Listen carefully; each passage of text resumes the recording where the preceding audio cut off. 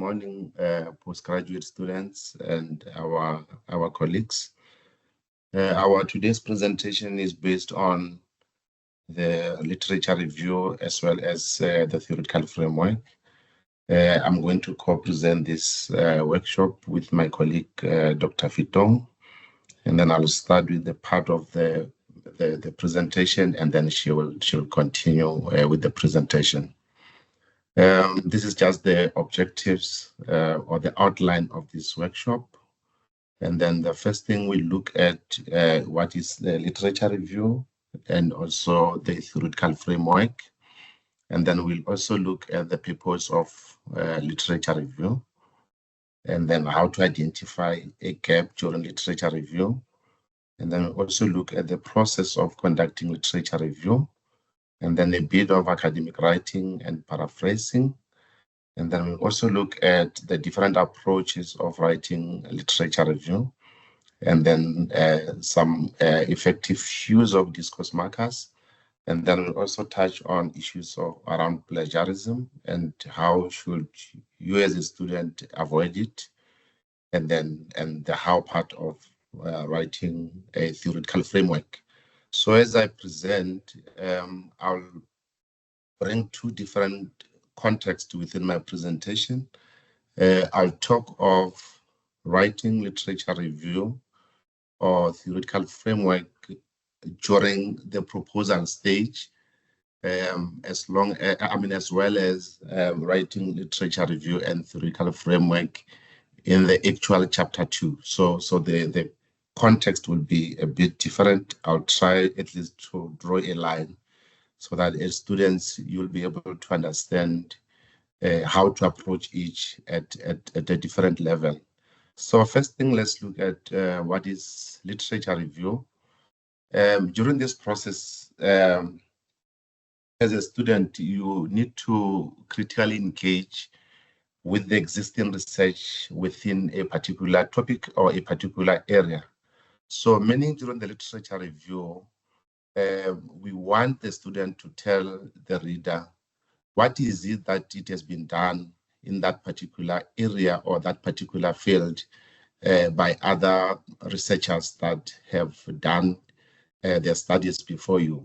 That is why we call this a research, because you are not the first one who is doing the search, but you are researching because someone has searched before, and then you are coming in to bring another layer that maybe the previous scholars have left out. So as a researcher or as a student, you come in and tell us that this is what it has been done already, and then these are the loopholes that are still existing within the literature.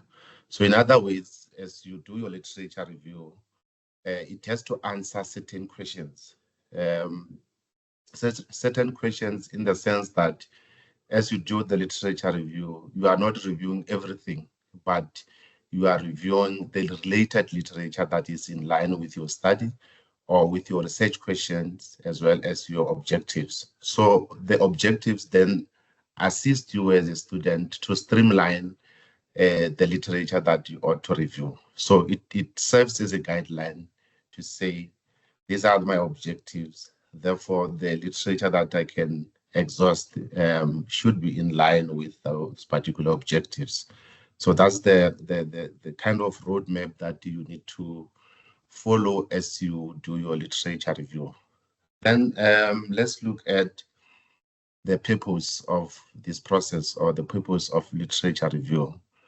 As I've indicated already, you are showing us what has been done in your study. So by showing us what has been done, you ought to try to interrogate those debates around the topic or those discussions around the topic. So we normally advise students that the literature review is not about reporting issues. There are students who will just list, Malaji conducted a study about this, so-and-so conducted a study about this, without really interrogating or critically engaging with that particular piece of writing. So as you review the literature, we want to see that kind of engagement. what are the areas that you are interested in. So you try to show us some debates that are in the similar view. You also try to show us some debates that are in a contrasting views as part of your review. And you must also show us the gap that is existing after reviewing such literature, and also position your study to try to fill in such gaps. So in other words, we need to see your voice as you engage with the literature. So if you are having, for instance, two contrasting ideas, maybe there are scholars, let's say your study maybe is based on what causes poverty. Maybe there are scholars who talks about unemployment rate in South Africa as one of the causes. And you have other scholars who are saying there is no way that unemployment can be linked with high crime rate. So you can see those are two ideas that are really contrasting. So as you engage with such literature, we also want to hear your voice. So since these are two contrasting ideas, what is your position as a researcher? What's your view? And then that's when you bring in your voice to say, even though these two scholars, they are bringing in these two contrasting issues, and then this is my position as a researcher. So you try to bring in your voice so that you don't just list issues that are existing without really contributing what is your position about such issues. So the other issue around the purpose of literature review, you are trying to reveal the findings of other empirical related studies. You see, I've emphasized the issue of related studies because you are not only reviewing everything that is in that area, but it has to be related to your study. Hence, I indicated the issue of using your objectives as your roadmap or as your framework, just to guide you what areas can you touch on, or what literature topics can you base your literature review on. So that should be guided by your objectives. So we need to know immediately you pick up a study by a particular scholar, you need to tell us what the study is all about, and we need to know the findings in that particular empirical study that you are reviewing. What were the findings on this particular study? And then therefore, thereafter you now try to bring in issues that were not covered in that particular study. We normally call it a knowledge gap. As you do your literature review, we need to see the gaps that are still existing even after those studies have been conducted. This is necessarily to position your study to say, even though these researchers have conducted in these areas, however, they did touch on these issues that now your study is planning to cover. So you are now bringing in your study to fill in the particular existing gap. So in other words, you are now showing us the relevancy of your study, because if your study does not cover any existing gap, now the question that we'll ask is, why are you conducting that particular research? Because we can't see any area that is still lacking that you intend to cover. So you need to show us that should be in black and white. It should be clear that this is the gap, even after reviewing this literature, and this is how you are going to go about to try to fill in that particular gap. And then from there, you need to streamline the literature just to try to align it with your objectives. I already indicated that objectives now serve a very, very huge role as you do your literature review, because you need to make sure that whatever that you are reviewing is in line with those objectives. So at the proposal stage, you can look at your objectives. Let's say you are having maybe 4 objectives in your study, and then maybe from each objective you can have 1 or 2 paragraphs just to try to get some literature that is in line or is responding to those particular objectives. So maybe 2 paragraphs for each. If you have about 4 objectives, it's likely to give you about 2 pages or even 1.5 or 2.5 pages, depending on how long it's your paragraphs. So at the proposal stage now, you are just giving a brief description, but that should be in line with those objectives, and it should cover all those objectives. So that's at your proposal stage. So normally, once your proposal is approved, now you will have to go to your chapter 2 now, where you need to expand your chapter, your literature review and theoretical framework into a complete chapter now. So in that case now, you're going to use the very same objectives. However, you need to expand it to try to exhaust all related literature within that space. Then in that context now, in your chapter 2, in most cases, then you will now look at your objectives and then use your objectives as your main headings. And then from there, you also need to break it down and come up with some subtopics that also respond to the particular objective. So maybe in your objective 1, let's say you are looking at maybe causes of crime rate in South Africa. And then from that objective or from that heading, you can break it down into so many aspects that you want to look at.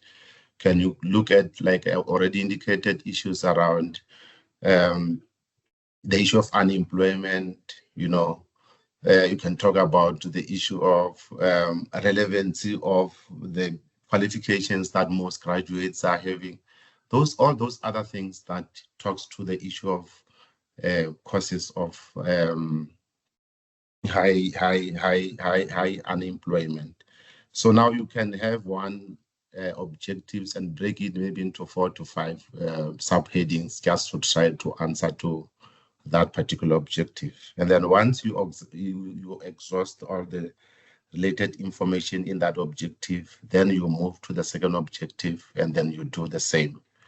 Because in your chapter 2 now, the expectation there, you need to write in detail. You need to give a complete chapter. Normally it will be around, for a master's, around 40 to 50 pages, and for a PhD, around 40 to 60 pages, depending on the guidance of the supervisor. But just make sure that you streamline your literature with the objectives and you exhaust all the related literature in that space. And then another thing, what is important during this chapter, you need to make sure that you check the current literature that has been published in that area.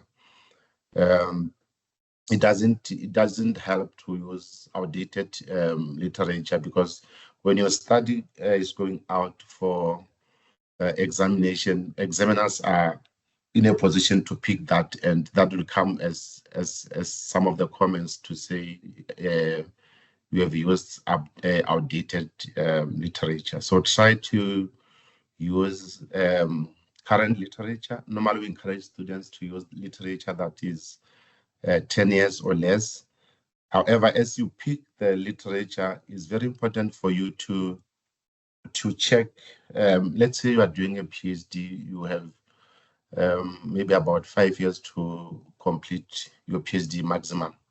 So you also need to look at the issues around whenever you are going to complete the study, will this literature that you are using or these sources that you are using still be within that 10 years that is normally encouraged?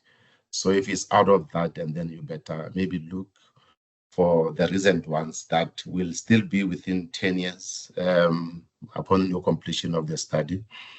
And then it's only for the theory that Dr. Fitong is going to touch on, that the students are allowed to use even the outdated, or the old theories. We normally say theories don't expire. So in that space, then you can use those old theories that you feel they are related to your study, or they can be able to assist you in your study to achieve your objectives. Then now let's look at the important part of doing your literature review. I already indicated the issue of identifying the knowledge gap as you do your literature review. This is a very important aspect of your literature review, because once you miss to clearly identify a gap in your study, you will not be able to position your study to be relevant. So we need to see the kind of contribution that you are going to bring, or your studies aim to bring, by identifying those knowledge gap, and then you are now positioning your study to be relevant or to contribute to the body of knowledge. And then the first aspect that you can use to identify the knowledge gap is around the research approach. Studies use different approaches. You may find that you are reviewing a literature for a study that has used a quantitative approach. Normally, in a quantitative approach, they are more interested, the researchers are more interested in the final product. That is why you find that the findings are presented through the statistics. Let's say you are talking about the issues around employment rate in South Africa. So someone has conducted a very similar study using maybe a quantitative. So this person, upon the report or the findings, they are reporting the statistic rates maybe in South Africa, to say in maybe Limpopo, these are the unemployment rates. And then in Gauteng, these are unemployment rates. So looking at the study, it's still related to your study, but the approach that is used does not really get deep into issues to tell you what causes Limpopo province to have 80% of unemployed youth, for instance. So now you can use that as a knowledge gap to say, okay, this study is in line with mine. However, the way they reported the findings, it doesn't really tell us what causes unemployment, but it tells us about the statistics of unemployment. So that's the approach that you can use. Maybe vice versa, you can find that one study is using a qualitative, they are reporting more about what causes unemployment and all those issues, just to bring some recommendations of how to solve the problem without giving us the statistics. And maybe your study is coming, you want to know what are the statistics rates or statistical rates of unemployment within the country. So now you bring the approach just to show us the angle that your study is aimed to use to approach this particular problem, of which the previous one used a different approach, which you feel does not answer the questions that you intend to answer in your study. That's with the approach.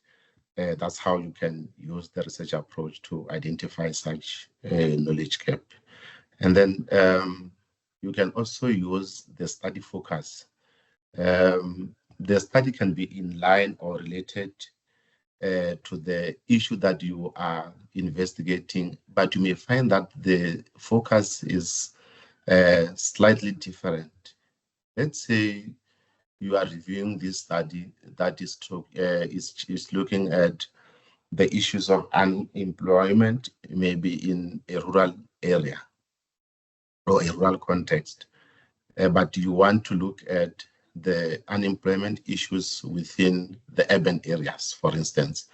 So you look at the two studies, they are more related, but the focus area there, it's a bit different. One is looking at the rural areas, and then the other one is looking at the urban area. And there are so many factors that can influence the findings of these two studies. So the focus area becomes very important. So as you do your literature review now, look at the focus and try to position your study or to position the relevance of your study pointing that particular focus area. So in a school context, for those that are in the space of education, you may find that one is conducting a study, or you are reviewing a study that was conducted maybe in a primary school, and then you are looking at the certain issue, but from a high school perspective. So looking at the focus is more similar, but the contexts are different. The primary school and the high school, they are two different contexts. Therefore, the results of such particular context will obviously be different. So you look at what focus is the existing literature that you are reviewing based on, and then you use that as a knowledge gap to say, this is related to my study. However, I didn't address this particular issue that I'm intending to address. So that can also used as a knowledge gap. Then you can also look at the geographical context. So the issue of geographical context is very, very important. We're still going to have a proposal workshop where we'll talk about issues around funnel approach when you do your background. So with funnel approach, whenever you do the background of your study, we expect you to cover different contexts. You look at some research that were done maybe in an international space, those that were done in African space, those that were done maybe in South African context. So now bringing in the geographical context as a way of identifying your knowledge gap now, you also check some studies that were maybe conducted outside South Africa that are in line with your study. You may pick one study and find that this study is very related to your study. However, when you look at the geographical context, it's completely different with the context that you are intending to conduct your study in. The study that is conducted in Germany, for instance, and the very similar study, if you take it and conduct it in South Africa, you are likely to get different outcomes in the very same topic that you are using. So that means that the context has got a great influence on the kind of findings that one can get in your study. So therefore, as you do your literature review, you also need to look at issues around geographical context as a way to identify a knowledge gap. So you may look at these studies and say, this is related to mine, but because it was conducted in America, I'll now do my study in a South African context just to try to check on these issues and how they affect me. So this is how you can use the context or the geographical context as your knowledge gap. And then lastly, you can also look at issues around publishing date. You may find that some studies are outdated. For instance, I already they indicated the importance of using the current sources as you do this chapter or the literature review. Some of the studies you may find that they are related to yours, but it was conducted way long ago, maybe in 1985, 1986. So the study, the research that is conducted 20 years back, cannot be regarded as relevant to solve the current issues that we are facing, because the time change and then it also affects so many things along the way. So therefore, you can also look at the publishing date or the date that the study has been published as a knowledge gap to say, this study is related to mine. However, this is outdated. I want to look at this problem using the current context that we are facing. We normally encourage students to look at the current affairs within the topic that they want to investigate in. What are the authorities within that particular space, what are the current published work within that space. So we want you to look at that. So you can use the publishing date as a knowledge gap. So all these 4 areas it's not only limited to that. You can have other ways of identifying the knowledge gap, but this I found to be a simple way of identifying the knowledge gap, because that becomes important as you do your literature review.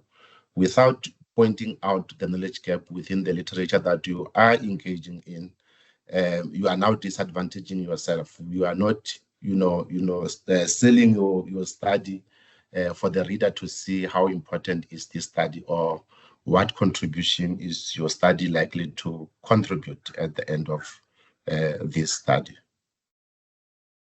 Then now let's look at the process of conducting a literature review. So firstly, you need to identify keywords.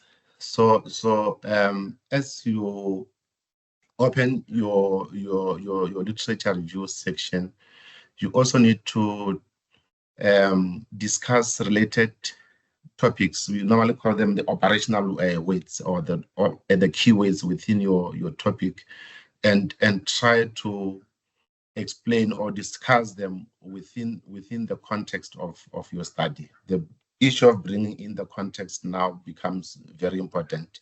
You don't just discuss the word unemployment in general, but you also bring in, or you also attach the context that you are defining these concepts within. Dr. Vitong is still going to talk about these key concepts as she talks about the conceptual and the theoretical framework. So, however, it is also important in your literature section to try to identify those keywords and be able to clarify them within your context. And then you also need to look at or to search for and to identify relevant information as part of the process of conducting your literature. I already articulated or emphasized the issue of using your objectives as a roadmap for you to review the relevant information in your study. So once you start with this chapter, we expect you to use that as your guideline to say these are the areas that you can find relevant information, or this is the guideline for you to find the kind of literature that you need to include in your study. And then you also need to obtain the copies of the literature. We also encourage students to have a good record. Remember, as you do the literature review, you are dealing with a lot of literature. So it's very important for you to get a file or a folder that you can save all the copies of the literature that you have consulted, because whatever in-text references that you are using, or the in-text sources that you include as part of your chapter or your literature, we still expect you to list them as part of your reference list. So obtaining the copies of your literature will help you as you conclude your study to compile the complete list of your literature that you have consulted. But once you don't have a good record of your literature that you have consulted, so you are likely to miss some of the sources that you have used in your study, and examiners are likely to pick that, and that will discredit you unnecessarily, so because it shows negligence if you have used a particular source and it doesn't appear in your reference list. So those are the things that you can avoid. We don't expect such comments from examiner. There are critical issues that they can comment on, but they cannot comment about you have used this source, is not on the literature review. Those are things that you also need to sort out before the document can go out for your examination. And then you create your reference list. If you have obtained all the copies and you have got a good record now, you will be able to complete a list or a complete list of whatever literature that you've consulted in your in-text, and then you put it as part of your reference list. And then the other thing is around taking notes for your literature review. As you read different, because remember the chapter 2 or the literature section requires a lot of reading. You need to read widely. You need to read within that particular topic that you are conducting your study in. There is no way you can cut corners in this chapter. You need to read extensively to make sure that at least you are aware of what is happening in that topic. You are aware of the current published work, and we are aware of the gurus within that particular space. Who are the authorities within this particular niche area? So as you read, you need to take notes. This is going to assist you to avoid issues around plagiarism that Dr. Fitong is still gonna touch on. So taking notes help you to use your own weights as you present or as you write up your literature review. And then from there, once you compile your notes, and then you can start with the actual writing of your chapter or your literature review section in the context of your proposal writing. So the essence of literature review.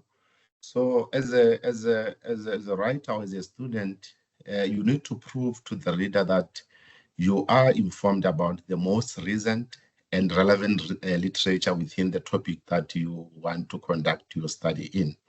So as I read your work, I need to see all those recent publications within that particular space. Same applies to examiners when they mark your work. They already know that who are the authorities in this space. Let's say maybe you are in language.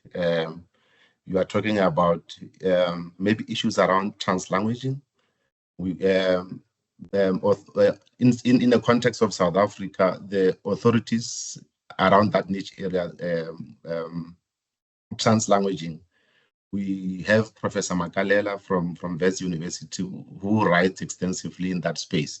So if, for instance, you are doing a study in translanguaging, and when I read your thesis, you did not cite him. So I'm start to doubt if you have read extensively in that particular space, because we know examiners normally know who are authorities. Remember, when examiner is appointed, they also look at your title and then against the niche area of possible examiners.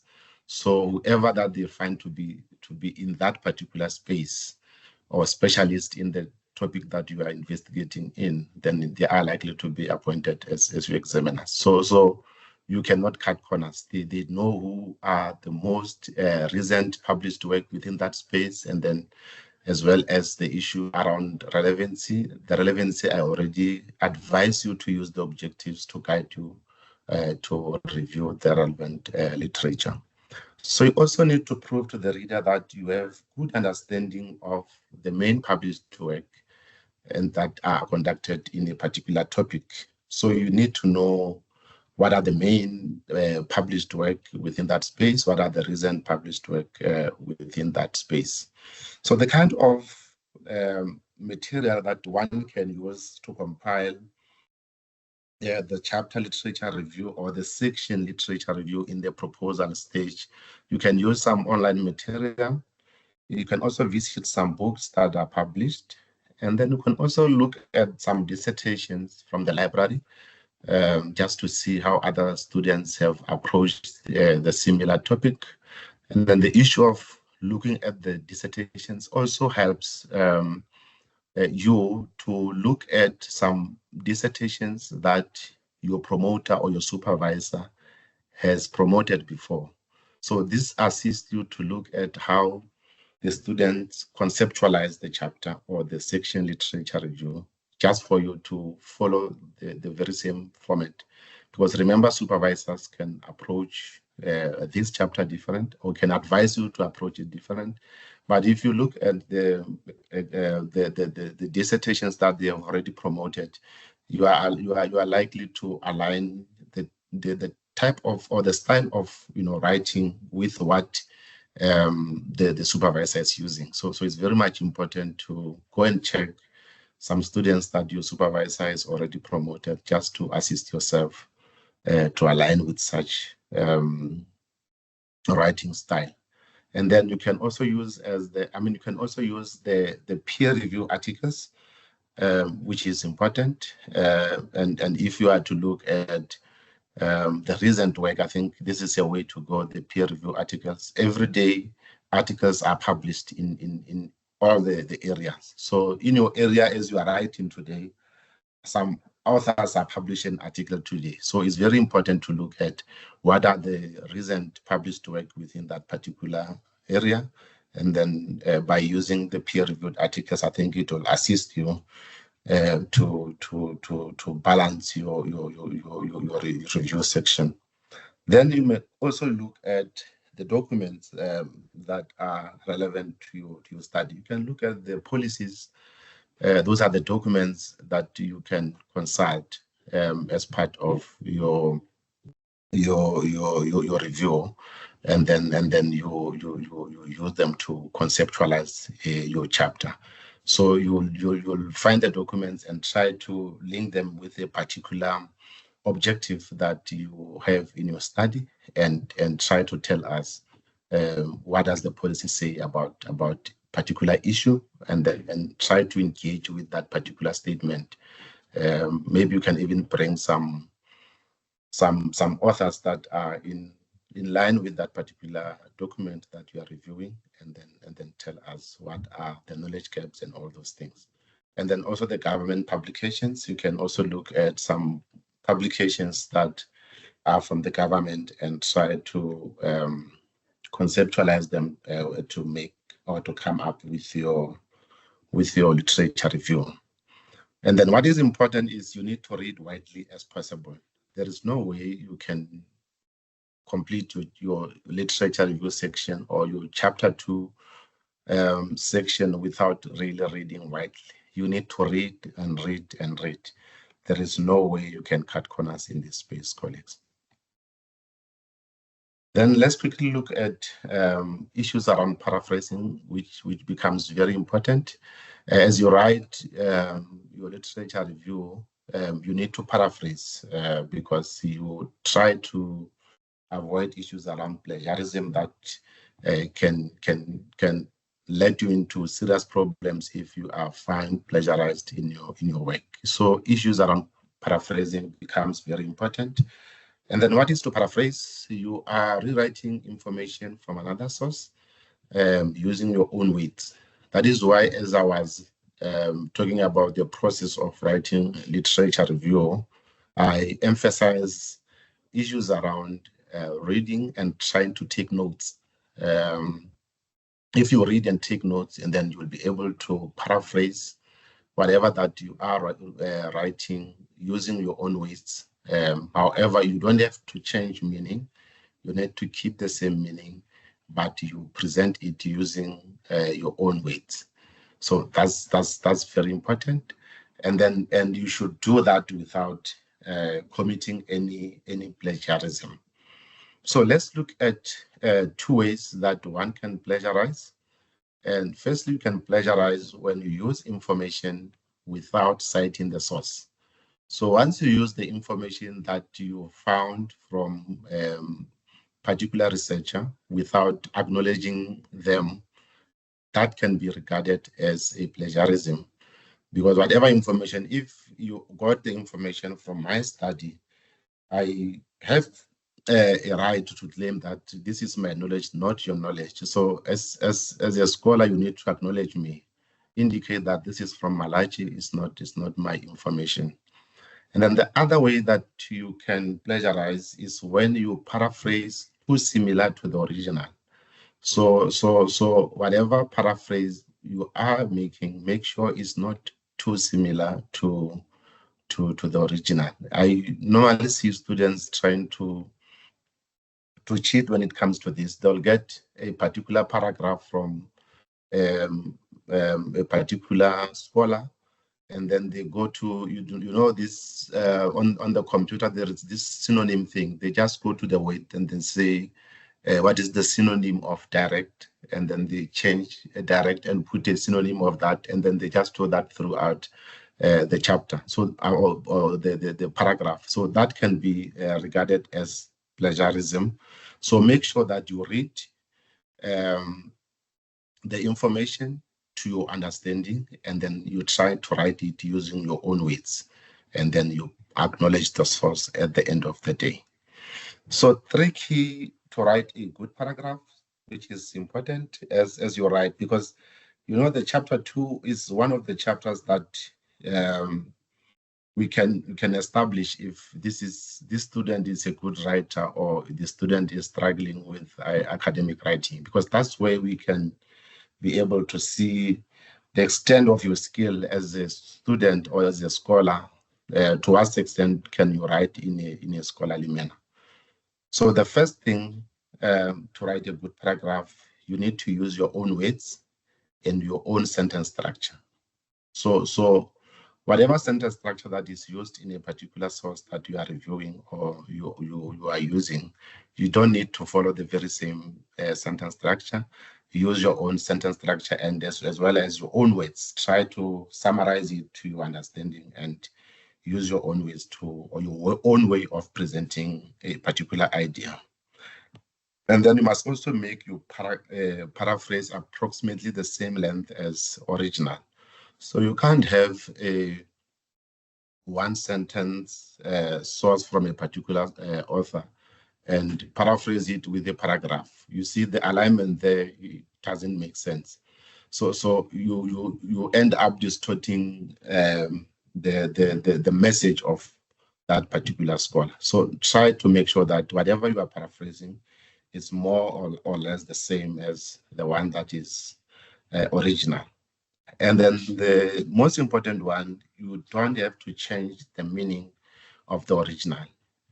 If I meant this, you can present the meaning in a different way, but please don't change the meaning. So you need to make sure that the meaning of that particular source that you are visiting remains the same as original. So you need to have that in mind. Then let's quickly look at the different approaches of doing your literature review. So the first approach that we have what we call a difference approach. So with a difference approach, you try to compare and contrast some viewpoints of particular authorities or scholars, and then at the end of the day, you take a position. I already indicated that as you do your literature review, you may find that there are 2 authors that have got 2 contrasting ideas. This one is saying this, and then this one is against what the first author is saying. So that we call a difference approach. And if you are using such approach, the most important thing is you need to take a position. You need to give us your view or your comment. What is your position? Because these 2 authors are saying 2 different things or 2 contrasting ideas. So then you come in to bring in your voice to say, even though Jones argues this and Smith is of the different opinion, I'm of Jones' opinion. It's either you support author number 1 or you support author number 2, or you take a neutral position, or you say, I don't agree with both of them because I feel like this can be done in this way. So you are now bringing in your voice as you do your literature review. That is we call a difference approach of doing literature review. And then the second one, we have what you call from a distance to closely related. So in this approach of literature review, you would try to put together the number of authors who support a particular viewpoint. And then from there, you bring another author that is on a contrasting idea. So I gave an example here. You can say Smith 2013 says 1, 2, 3, or Smith and Joyce both agree on a particular issue. However, Malachi demonstrated 1, 2, 3. So you are bringing in two same scholars, two scholars actually that are bringing in a particular issue or a similar idea, and then from there you bring another author who is coming up with a contrasting idea. So what that we call from a distance to closely related approach of writing literature. So let's move to the third one. And then the third one, we call it author's prominent approach. So with the author's prominent approach, the prominence is given to author or authors who spell out an issue. So I normally call this poor way of writing. I gave an example there. Mukele argues that, and then you present whatever Mukele has indicated or according to so and so. However, if you are using author's prominent approach, make sure it's not the only approach that you use in your literature review. Otherwise, your chapter becomes boring. You can't talk of according to from page 1 up to page 50. It becomes boring to the reader. You need to use different ways of writing your literature review. And then we also have what we call weak author's prominent approach. With this approach, as a researcher, you allude to studies that are conducted, and then from there, you put them to authorities. So I gave an example there. You can say research shows that 1, 2, 3, and then from there, the end of your sentence, and then you will put your source there. Usually it will be on a present perfect tense. So normally the source will be at the end of your sentence there. So because once we say research shows that, we need to know who said that. So at the end of that source, you need to give us the authorities there. Who said that? What research was conducted in that particular space? In most cases, you may find that it's even more than one source, because once you say research shows that, it may be more than one author, and then you need to put them at the end of your source as your reference. And then we also have what you call the information prominent approach as another way of writing your literature review. So with the information prominent approach, the emphasis is given to the key issues, which is normally then supported by one or numerous authorities. And then very important, your voice as the author should also be made in commenting on those issues. For instance, I just gave an example there. School managers ought to be prepared for their role as instructional leaders in order to adequately support teachers in the various aspects of teaching. So authorities there are Greenwood and Lewis. So the important thing, once you have this kind of statement and you put the authorities or the author there, you also need to comment on the statement. What's your position now? Because your voice should be heard as well on commenting on this issue. Do you agree with Greenwood and Lewis, or do you disagree, or do you bring in a different perspective when it comes to this particular issue? So your voice should also be heard. I'll stop here and allow my colleague to continue with the presentation. Over to you, Doc. Hello, everyone, fellow researchers, master's and doctoral students. I'll take it from here. And I think Prof situated the context, the literature, the context of writing literature review quite well. And because the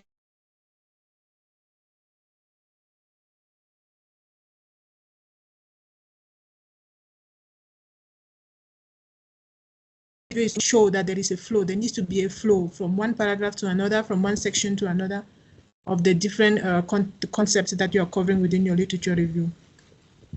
And one of the ways to make your work interesting to the reader, making the person one, they say 40 to 60 pages. I mean, that's a lot of pages. Whoever is reading it needs to be eager to read the next paragraph, eager to read the next section.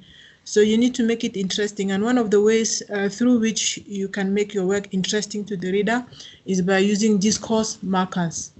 Okay, and there are different discourse markers depending on what you want to portray or the information that you want to pass on. Okay, so some of the words like again, furthermore, in addition, moreover, more so, as well as, they just put your work together, and even though you are presenting different things or different sections of a paragraph, the person can connect 1 to 2, sentence 1 to sentence 2, or idea 1 to idea 2, and it makes the reading interesting. It makes the reading even easier on the eyes, and it makes the reading also captivating, because you don't want to read one page and go and rest a little bit and read the other section and go and rest a little bit because there is no flow, or because it's very boring. The writing is very boring. So as you're writing, try to make your writing, your literature review interesting. Try to make it lively, and discourse markers are one of the ways through which you can do that. So if you want to compare or contrast, there are quite a number of words that you can use, or discourse markers that you can use to compare or to contrast. So let's say you're looking at maybe family responsibility, you're looking at maybe a gender issue, gender discriminatory issue. So you want to look at the effect of, let's say, family responsibilities on women's career progression. Okay. Some authors have some empirical studies have said there is no effect of women do not progress less than men within the workplace. But I think a good number of studies have proven that the gender factor is quite a significant impact on women, or significantly impacts women's careers. So in terms of contrasting those ideas, you can say, okay, maybe in America, a study was conducted by Nkosi, not Nkosi in America, let's say Jones, hypothetically in America, Jones 2021, and he was looking at probably the service sector, and he didn't see any difference between the career progression of men and women, and he didn't see any link between family responsibilities and women's career progression, meaning that the weight of family responsibilities does not affect the career progression of women.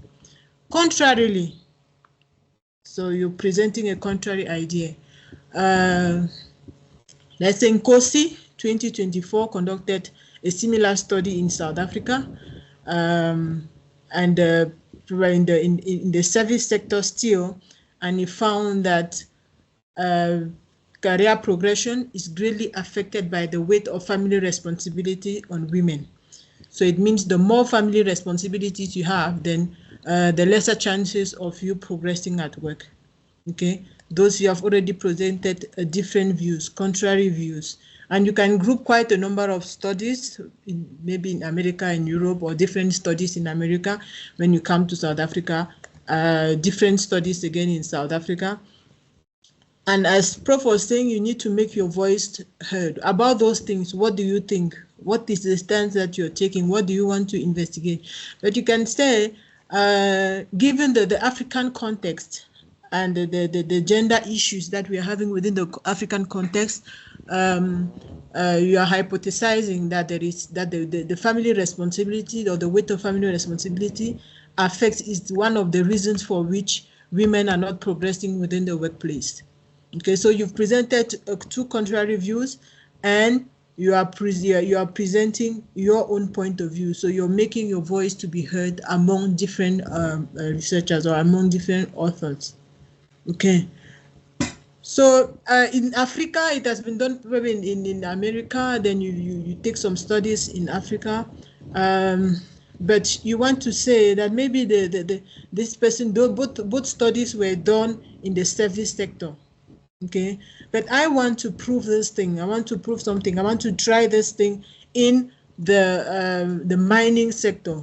Does it really affect them? Family responsibilities, does it affect women within the mining sector in South Africa? Okay, so that is how you use these words. You try to use these words to link your work together so that there is a flow.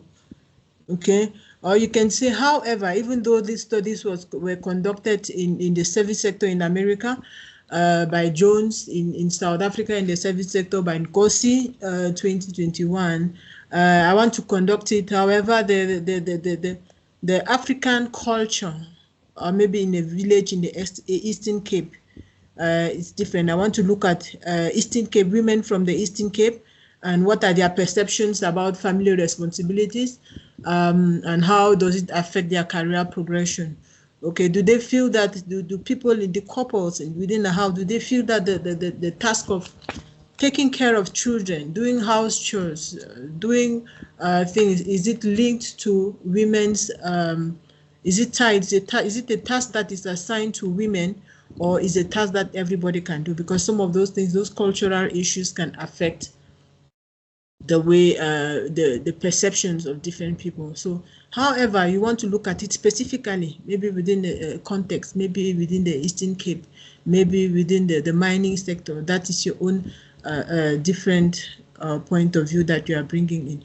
Or you can say, you can use it, not necessarily yours, you can use it to bring up another point of view.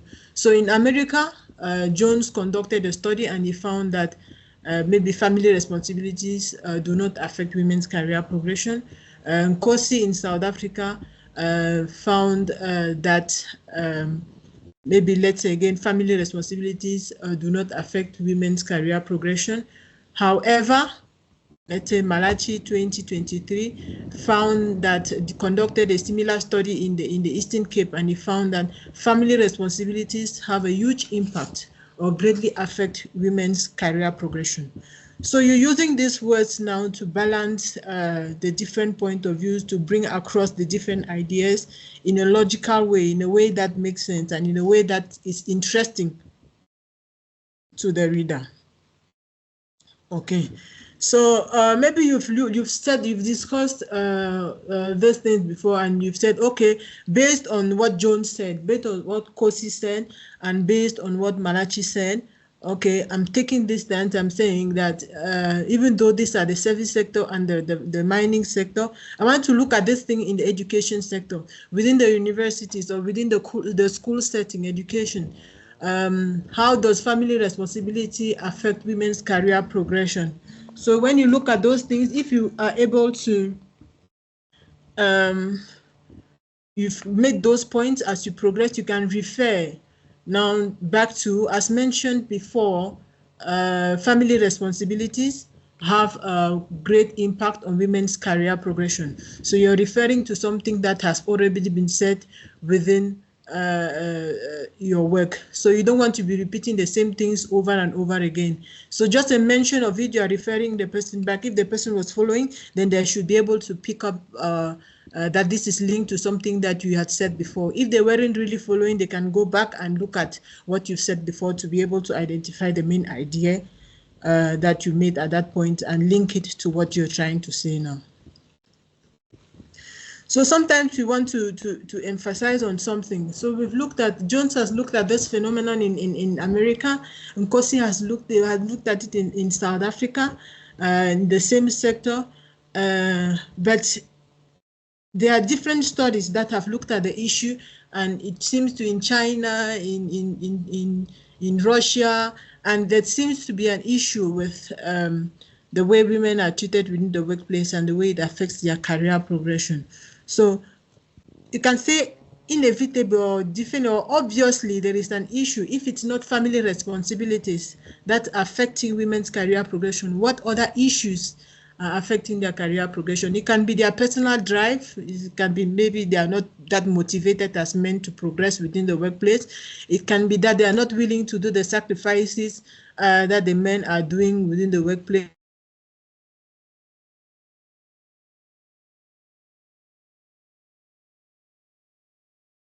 To emphasize on those issues, really there must be something that is affecting women and their career progression at work.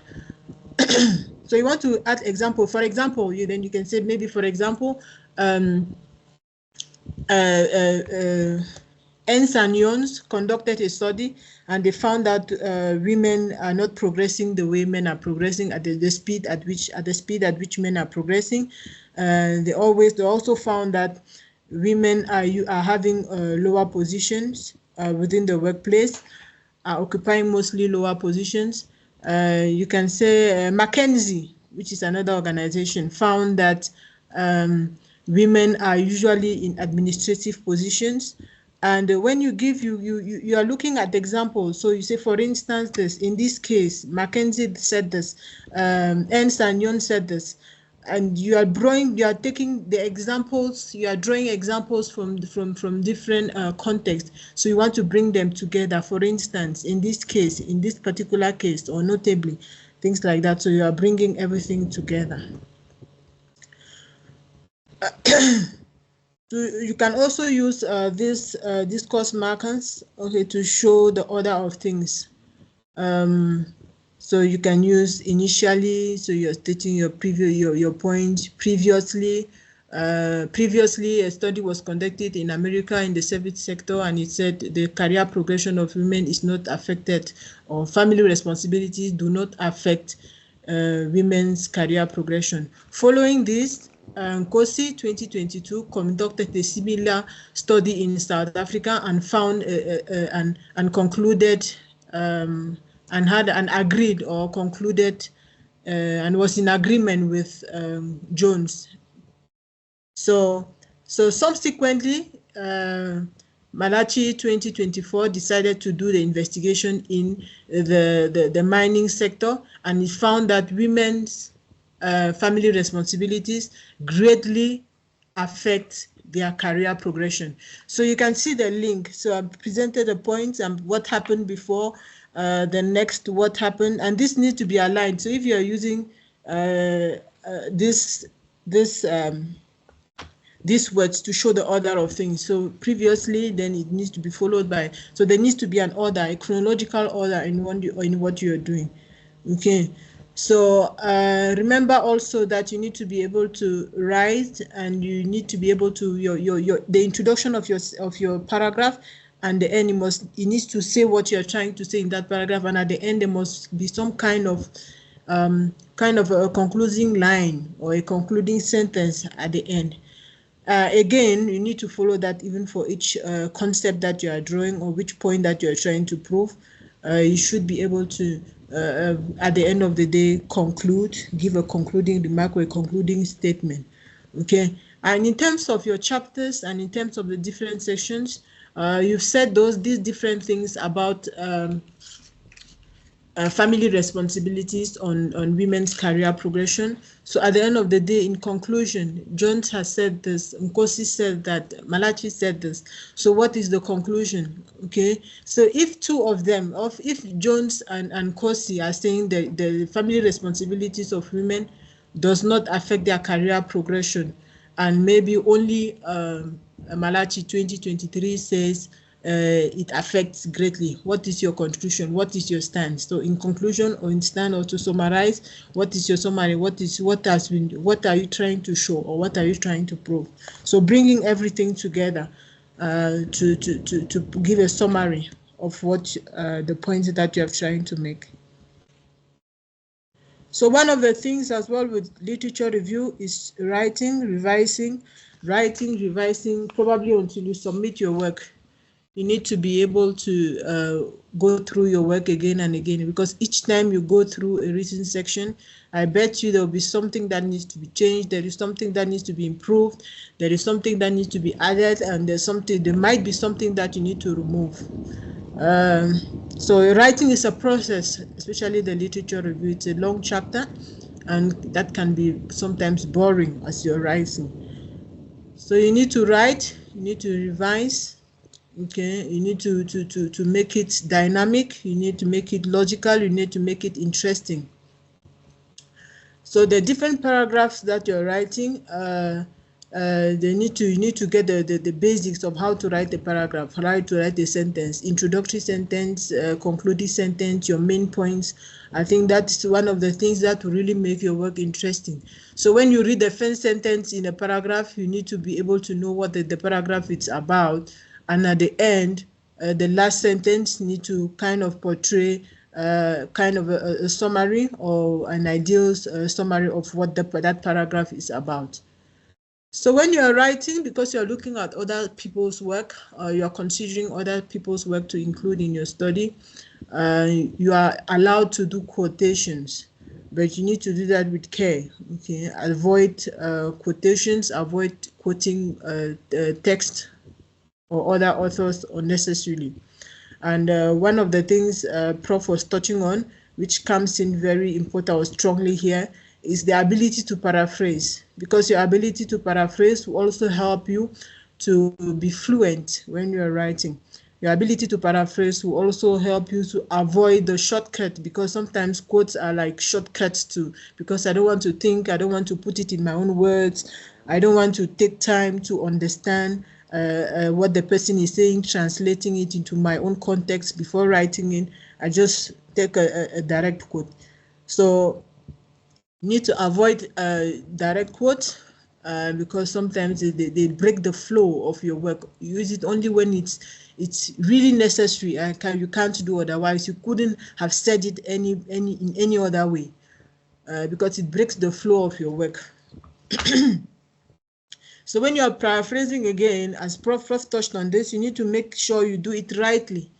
That the meaning of what the person was trying to say, it's kept, and that you're only saying the same thing in other words, in your own words, or within you're using it or applying within your context. So plagiarism, one of the things paraphrasing will help you to do is also to help you to avoid committing the academic crime of plagiarism. Okay, so you're taking somebody's work and you're portraying it as if it is yours, whereas it is not yours. Okay, so you can do it accidentally without knowing. You can do it also intentionally because you don't want to take the time, you don't want to take the pain of thinking about it, getting the information, grabbing it, internalizing it, translating it into your own words, because it takes effort, it's a mental task. So you just copy and paste directly.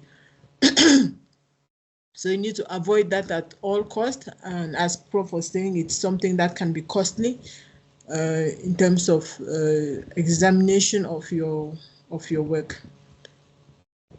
So how do you avoid plagiarism? How do you avoid plagiarism when you are writing?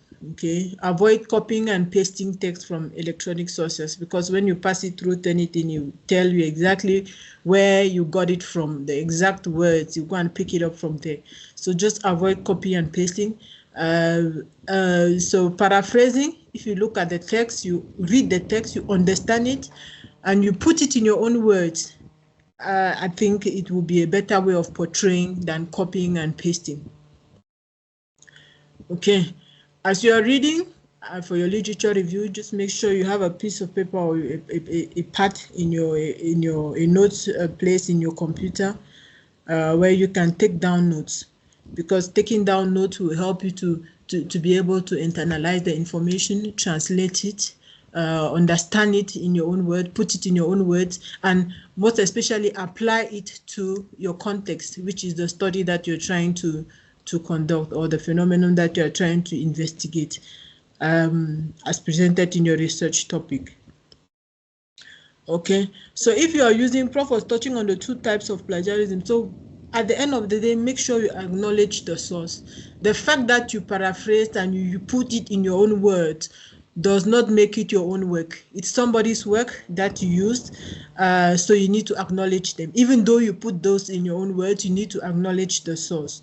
So even after you've paraphrased, you need to make sure that you add the right in-text referencing in your work, and at the end that the reference also appears in the reference list. Okay.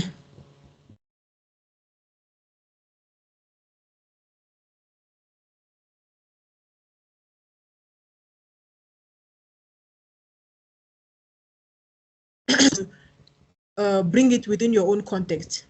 Remember that what you are paraphrasing needs to be approximately the same length with with your own words, with your own writing.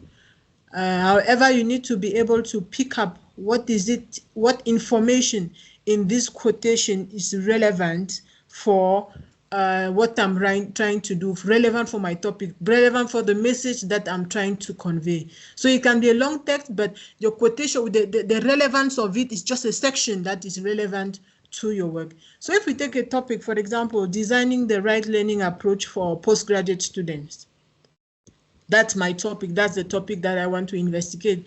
And Thompson, 2009, and I quote, differentiation as an instructional approach promotes the balance between student style and student's ability.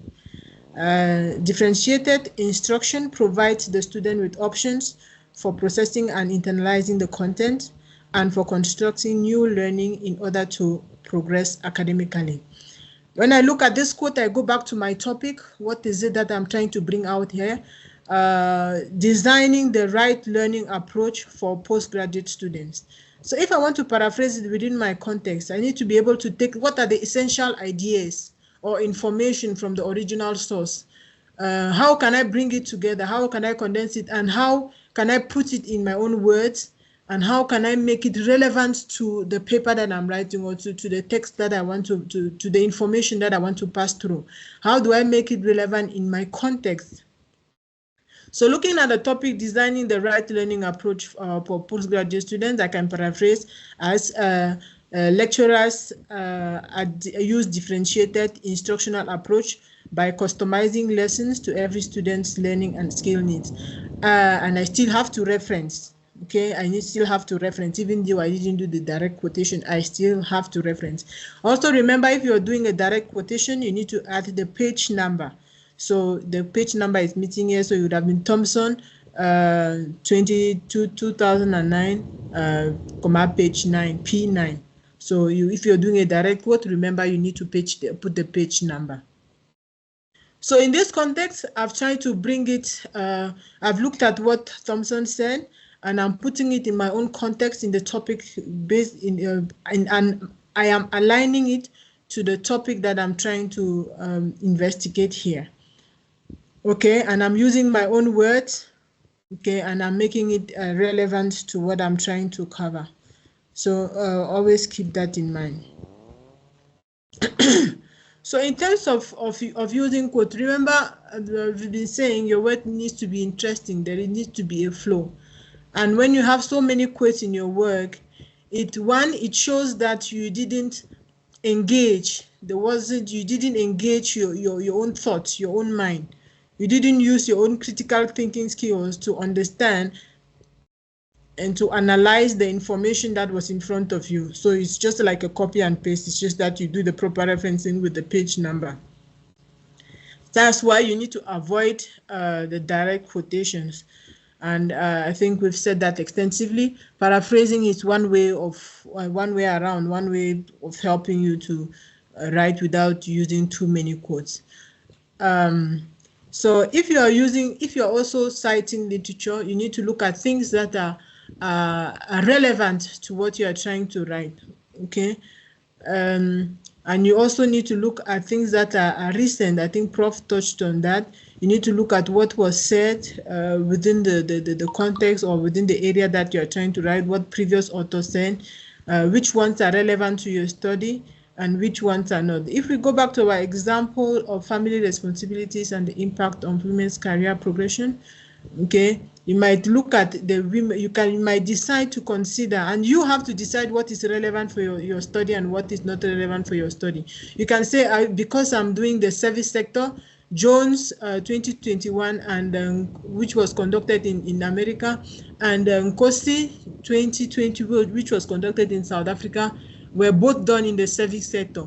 Because I'm maybe focusing myself on the service sector, I think that information is relevant. Everything that is maybe outside may not consider it as that relevant. But remember, in the literature review, you need to be able to prove to the reader that you've read extensively, not just the points or the arguments that are in line with what you are trying to do, but also contrary views. Okay, and you need to debate, you need to argue, and you need to present a strong case. So irrelevant information could be also things that have happened, maybe education, things that have the education sector, you might consider it as irrelevant. But again, you need to identify, prove to the reader that you've read the different sources and that you are able to be able to distinguish what is good and what is not from what you've read. Okay. Avoid also oversighting definitions because you want to present an argument. You want to present points, arguments, different opinions, different point of views. So you need to avoid oversighting of definitions. So in terms of the original source, sometimes when you are reading Jones 2021, Jones quoted Nkosi 20. Now we are reading Nkosi 2024, and he quoted Jones 2021. Okay, so sometimes you are tempted to just go to Nkosi 2021 and use what he said, Jones said in his text without going to refer to Jones 2021 it itself. So avoid that, because sometimes the quotation or the paraphrasing, as I said, sometimes you paraphrase within your context. And if somebody comes and takes your word for it, it might not reflect the true, it might not be a true reflection of what the initial author was trying to say, because they paraphrased it and they adapted it to their own context. So it's always good to refer to the original source. So when you look at the reference list in Nkosi 2024, you probably see the reference for Jones 2021. Then you can source it from the internet, and you read Jones 2021 to get the first-hand information from the first author, from the initial author. Okay, so I think we've discussed, don't quote too much, that has been said already. You need to evaluate what has been said, you need to summarize it, because one page, and articles, some articles can be 20 to 27 pages. You want to bring the ideas together, but you don't want your work to be too long, but you want to bring out the main idea or the main findings from those different sources. So your ability to also condense information, summarize it, able to evaluate what is relevant and what is not, which is something that is subjective to the different topics that you're doing or the different research that you're doing, you will decide. And in terms even of the limitation of your work, you can also, in terms of the limitation section of your work, I think is your introductory chapter, what are the limitations, you'll be able to identify or to state what you'll be covering and what you will not be covering. So that can also spell out what is relevant, irrelevant literature, and relevant literature for you, because in that, the limitations of the study, you've created the boundaries, what you will touch and what you will not touch within that study. Okay, because you can't cover everything, you can't write everything, you need to focus, given the time that you have to do your research or to complete your degree. You need to be able to focus, and those limitations can also help you guide you in terms of what literature is relevant and what literature is not relevant. So another very important aspect of literature review is the theoretical and the conceptual framework. Okay, and if you've done a proper reading, proper research in terms of reading work that is related to your work, or doing searches that is related to your work, you'll be able to, in the previous work, you probably identify some of the concepts that were used to investigate the concept that you're trying to investigate, and some of the theories also that previous authors or previous researchers used in similar cases, in conducting researches that are similar to yours. Okay, those previous writings or previous literature can also help you and guide you or suggest what your main concepts or your main theories could be. So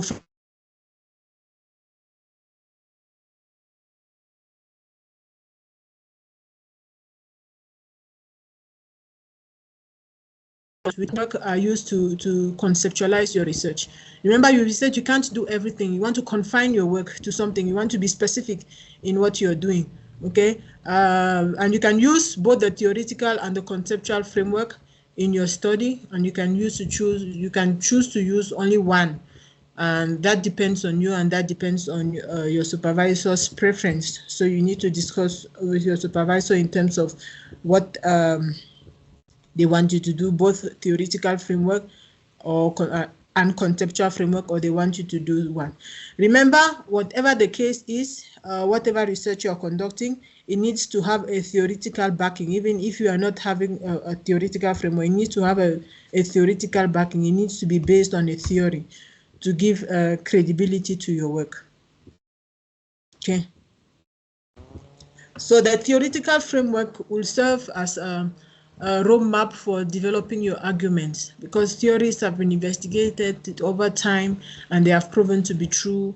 So it's generally accepted knowledge, okay, or proven knowledge.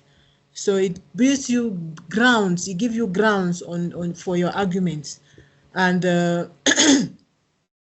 what are the existing theories that are supporting your work? What is your work based on? What are the theories that, I mean, there are theories, if you look at gender issues, probably in the workplace, and you look at, there are a lot of feminist theories that have proven that family responsibilities can impact women's career progression, or that there are a lot of theories that have also proven that, or that are stating that women are disadvantaged within the workplace. So one of them probably is the Marxist feminist theory that applies to this work.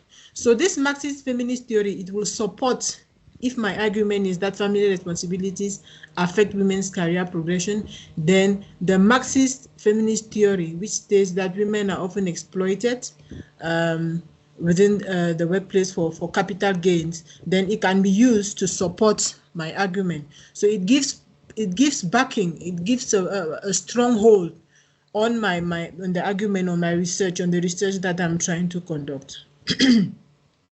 So the theory will also shape your research question. So probably if the Marxist feminist theory is saying that women are exploited for capital gains within the workplace, I can use this to support or to create a research question or research hypothesis, or to hypothesize that family responsibilities can affect women's career progression at work, or that women are exploited for capital gains, and that the organization is just sucking what they want from them without really thinking about their well-being, without really thinking about their progression. Okay, so I can say, based on that theory, I'm saying women are exploited within the workplace and they are not given their dues. Okay, so those will shape what my research question. That will also guide my data collection and my data analysis. So it will tell me what kind of data I'm supposed to collect, even if I'm having a questionnaire. Are you progressing at work in the last 2 years? Have you moved in the last 5 years? Have you moved from a junior position to a senior position? Okay, do you feel that your organization is concerned about your well-being? How many hours are you working? I'm just trying to understand if they are exploited, if they are being used for the organization's capital gain. You see how the theory is guiding my data collection. In terms of analysis now, your data collection, before you even collect data, you know what you're trying to look at. You know what you're trying to establish. Okay, are women marginalized within the workplace? Are women exploited within the workplace? If we are within the context of women being exploited within the workplace. So when you look at those things, when you set out those research questions or those research hypotheses, then you can be able to know what information you're supposed to collect. When you're collecting data, you'll be looking things at exploitation, gender issues within the workplace. Are the women exploited? Do they feel exploited?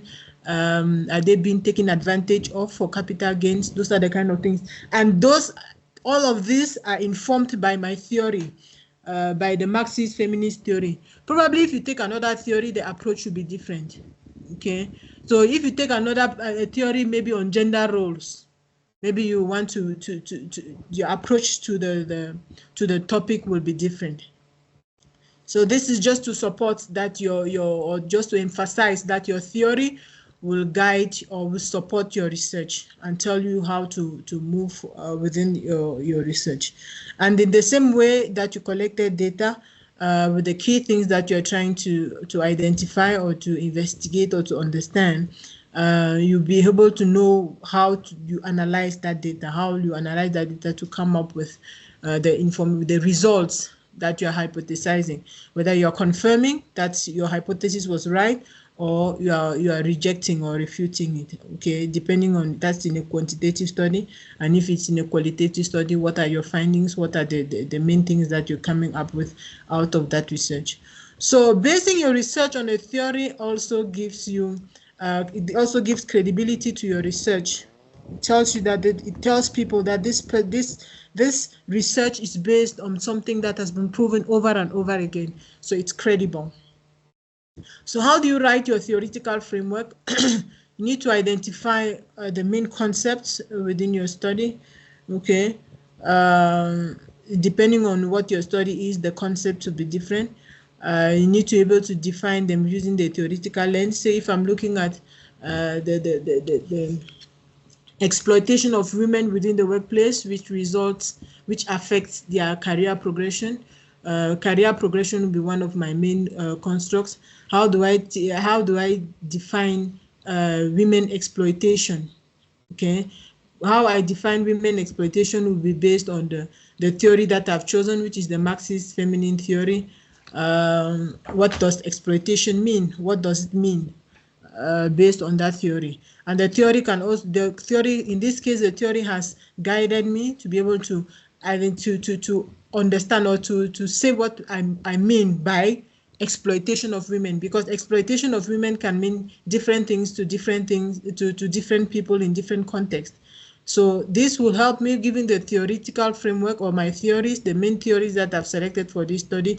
It will help me, it will provide a better understanding of whoever is reading my work, that this is what I mean by women exploitation. Okay, so the next thing you need to do, you need to evaluate and explain the relevant theory. I mean, then the conceptual framework can be based on one theory, it can be based on several theories, depending on the magnitude of the work that you're doing or the different concepts that you're trying to investigate.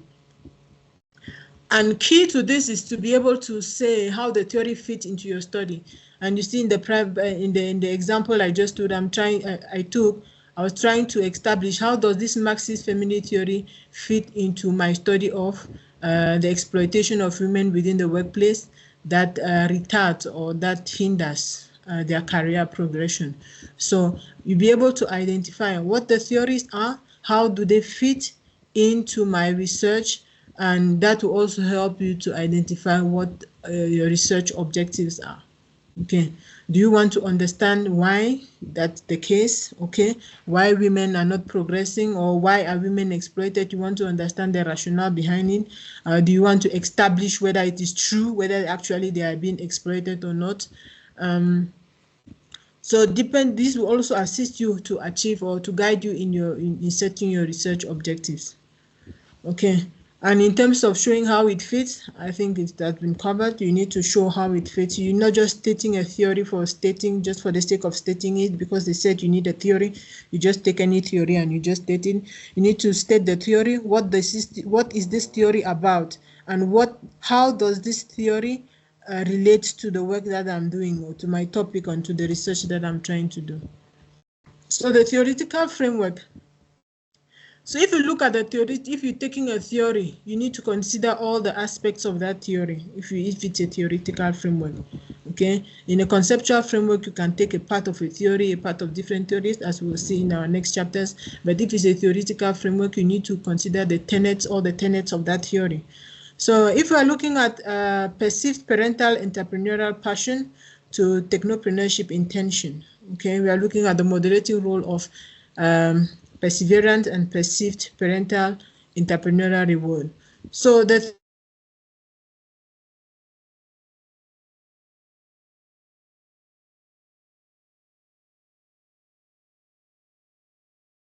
to launch into an entrepreneurial career. So in this case, we could take the theory of social cognitive or social cognitive career theory, and it has 3 tenets, which is self-efficacy, outcome expectation, and personal goals. Okay, so talking about personal goals, if you've seen your parents if your parents have been entrepreneurs and they made a living out of it, you might probably want to become become an entrepreneur, because parents are sometimes role models to the children. So your personal goals might be aligned or might be in line with entrepreneurship that you saw from your parents. Okay, so now we are linking this theory to the topic. Okay, in terms of outcomes, if I've seen my parents succeed, okay, in the entrepreneurship, my parents have been successful entrepreneurs, I have a positive expectation towards that. So I believe that if I'm engaging in entrepreneurship, I will probably succeed in that. Self-efficacy, you've seen your parents done the things. Sometimes even you've been with them in their businesses, maybe on holidays you were working with them. So there are some skills that you've honed over the years, and those also will help you. So if I'm using this theory, the social cognitive career theory, as a theoretical framework, I need to be able to, these 3 aspects, or the 3 aspects of this theory, or the 3 tenets of the theory need to reflect. So I need to touch all of them in my work. Okay. So I need you to look at self-efficacy, outcome expectation, and personal goals. So now the conceptual framework is also called the analytical framework, and it gives you, just by looking at your conceptual framework, somebody should be able to understand what you're trying to investigate. What are the relationships that you're trying to investigate, or what are the main concepts in your topic? What are you trying to do? What are the relationships? What are you trying to prove? Okay, so just by looking at that the conceptual framework alone tells a whole story, tells a story of what you are trying to achieve in that work, and that should be, and that's quite and that's quite a good thing, or that's something you should strive at. So at the end of the day, you should be asking yourself, when someone looks at this conceptual framework, does it tell a story about my research? Even if the person does not see what the topics are, what your topic is, the person hasn't read your introduction, hasn't read the other introductory part, they just look at your conceptual framework, they can give you an idea of what the topic is, or what this person is trying to investigate, what are the concepts that the person is trying to will touch, and maybe what are the relationships between the concept of the variables that the person is trying to investigate, and what is the hypothetical, or what are the conclusions, what are the tentative conclusions that will come out of this research. So it provides a general picture, okay, of what you are trying to do. So, and also provides a more focused view of your research problems. Just looking at the direction of the arrows, okay, we're looking at the direction of arrows, probably going from family responsibilities to career progression. Then we know one is dependent, one is independent, one is the dependent variable, the other one is the independent variable. So it also provides understanding, I think I've explained that before, understanding of what you are trying to do. Okay, and what are probably the theories that you are trying to touch, because in your conceptual framework you can also touch on theories that impact your work. And your conceptual framework could stem from your theoretical framework, but there are many ways of doing the conceptual framework that we'll touch in one of the slides that's coming. So it could the conceptual framework could comprise at least 3 core dimensions. What is your personal interest, which will be reflected in the topic that you've chosen. You're choosing that topic because you're interested in that topic, you are passionate about it, you want to investigate it. Topical, with your literature, the prior research that you've done, the readings, you'll be able to identify what is relevant, what have other people said about this that is similar to what I'm trying to do, what have other researchers done about this that is contrary to what I'm trying to do, what is relevant, what is not relevant. And because your work needs to have a theoretical underpinning, so it also helps you, it needs to have a component of your theory, a component of a theory, okay, that's been used in that research. So it's the theoretical framework is used. The conceptual framework can be designed or formulated in several ways. So in your conceptual framework, you can decide to put together concepts that are from various theories. And we looked at the theories. We saw self-efficacy is a part of that theory. So you can add self-efficacy here and leave the other tenets of that theory. So you can take another theory, a different theory, and take its tenets and come and add it, put it together so that you can to form your conceptual framework. Based on, remember, this is always based on what you are trying to investigate on your research topic. What are the aspects? You can take aspects of theory. I think I've covered that also. You can also look at different aspects of the theory. You can look at different concepts from the literature that you've read. You can look at personal experience, okay? You can look at knowledge, existing knowledge, maybe what you see around you and things like that. They can also inform your conceptual framework. Remember, if you're looking at things that have happened around you, I'm sure somebody has written on those things. So if you research properly, you'll be able to identify what has been said on those things that you may perceive. You might think family responsibilities affect women's career progression. That's just what you saw, that somebody is too burdened, or a lady or your neighbor or your mom was too burdened with family responsibilities that she couldn't progress at work. But I'm sure somewhere, if you read properly, you find a study that has said that. So your personal experiences, generally, what I'm trying to say is that your personal responsibilities usually have literature backing. If you search properly, you're going to see them. So you can integrate all the concepts from more than one theory, or concepts from different theories. So you bring the different concepts together to form your conceptual framework. And you can combine concepts from different literature that you've read. How to design a conceptual framework? You need to identify and specify the variables. You need to review literature. I think we've discussed that extensively. And you need to keep in mind your research problem. What is the research? What is the research problem that you're trying to investigate? Okay.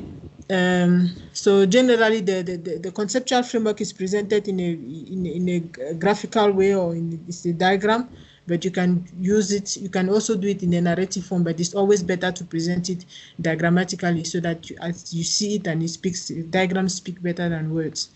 Okay, and the direction of the arrows, you use the boxes, you use the arrows to show the directions, to show which one affects which, and what are the expected relationships. So your dependent, there are many aspects of the conceptual framework. You have your dependent variable, which is your main outcome, what you are trying to achieve. You have your independent variable. That's the variable that influences, explains or predicts your dependent variable. So in this case, if we take a case, maybe your family responsibilities will affect your career progression. Okay, so the dependent variable is career progression, and the independent variable is family responsibility. So your family responsibility will affect your career progression. So you can have a model where there are also moderating variables. So it's a variable that influences the strength or direction of the relationship. You can also have mediating variables, which is a variable that explains the relationship between a dependent and an independent variable, or clarifies how the dependent variable affects the independent variable affects the dependent variable. Okay, you can also have control variables, which are usually kept constant or controlled to avoid the influence on the other factors. Okay, you also have confounding variables, which is an unmeasured variables. Remember, you don't need to have all those things in your conceptual framework, depending on your objective, on the study that you're trying to achieve, and on the objective of your study and the topic that you're trying to investigate. Those will determine whether you have your dependent and your independent variables. Generally, they are there. So in terms of the moderating variable, the mediating variable, control variable, and confounding variable, they will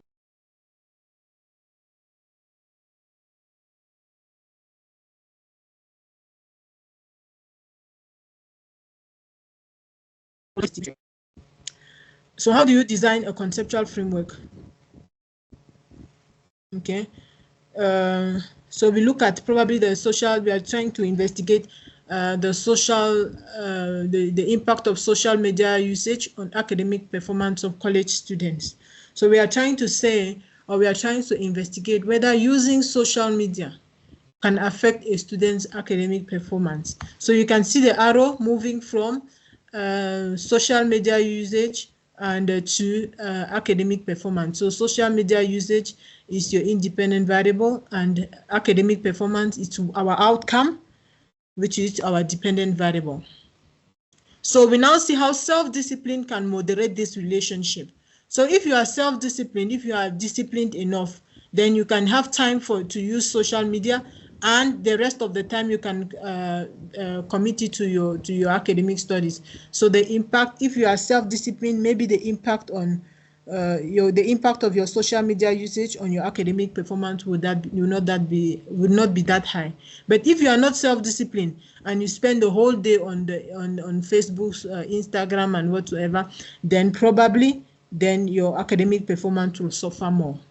Okay, because of your usage of social media than someone who is self-disciplined.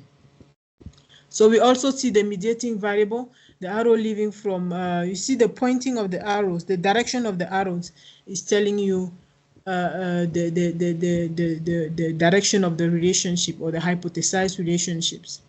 Okay, so it also depends on your study habit. Your study habits can also mediate your academic performance. If you are studying a lot, or if you are not studying a lot, you're studying for 1 hour a day, 4 hours a day, it can also affect your academic performance, even though you're using social media usage. So it will mediate that relationship. Then you have your evaluation, or your method, your test, the assessment. Those would be your assessment. And you have your confounding variable, which affects both. You notice there is no arrow there between those relations. So it can affect social media, it can affect academic performance. So at this point, I think I've come to the end of this presentation. I'll hand it over to you, Prof.